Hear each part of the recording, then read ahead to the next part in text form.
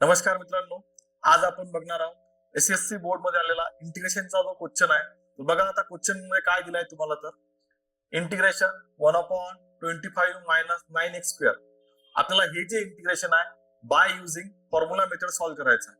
Formula आपल्याला बोर्डवर दिलेला आहे. बघा आता integration 1/a² minus x² dx is equals to 1/2 log of mod of a plus x upon a minus x plus c. त्या फॉर्म्युलाचा आपल्याला युज करायचा आहे. तर बघा आता आपण सर्वात आधी काय करायचं आहे तर फॉर्म्युला आणि एक्झाम्पलचं कंपॅरिझन करा. फॉर्म्युलामध्ये काय दिलं तुम्हाला, जो तुमचा x² आहे त्याचा कोएफिशियंट 1 आहे, पण एक्झाम्पल मध्ये काय दिलं आपल्याला x² ला मल्टिपल 9 आहे. म्हणजेच फॉर्म्युला नुसार आपल्याला कोएफिशियंट 1 आणावं लागेल. तर बघा आता इथे 9 असल्यामुळे आता 9 कॉमन घ्यावं लागेल. तर बघा आता 1/9 आपण कॉमन काढले तर 1/ आता 25 ला डिवाइड ला 9 देणार, कारण की 25 ला मल्टिपल 9 नाही आहे. 25 अपॉन काय होणार 9 होणार मायनस x² इंटू dx. पहिली स्टेप झाली आपली. आता इथे नेक्स्ट स्टेप मध्ये आपण काय करणार बघा, कंपॅरिझन करणार आपण आपलं एक्झाम्पल आणि फॉर्म्युला. एक्झाम्पल मध्ये काय म्हटलं इथं 25/9 मायनस x² आणि फॉर्म्युलामध्ये बघा इथे a² मायनस x² आहे. तर आपल्याला हा जो a² आहे, a² म्हणजे आपल्याला 25/9 याचा पण स्क्वेअर घ्यावा लागेल. तर बघा आता सर्वात पहिले 1/9 इंटिग्रेशन अपॉन 25 आपला काय झाला 5 झाला आणि हा 3 झाला, याचा बनला whole square minus x² into dx. तर बघा आता याचं प्रॉपरली आपण कंपॅरिझन करू. तर बघा हा झाला आपला a² आणि x². इथे बघा a² मायनस x². तर आपण हा फॉर्म्युला आता इथे युज करू शकतो.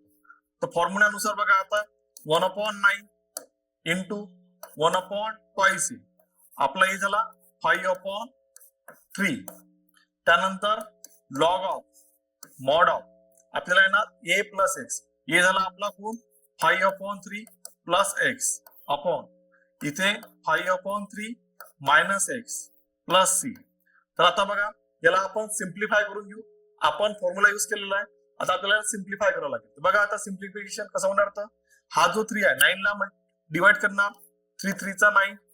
आता तिघाचं मल्टिप्लिकेशन करणार आपण. तर बघा आता 2 5 चा 10, 10 इंटू 3 30 1/30 इंटू लॉग.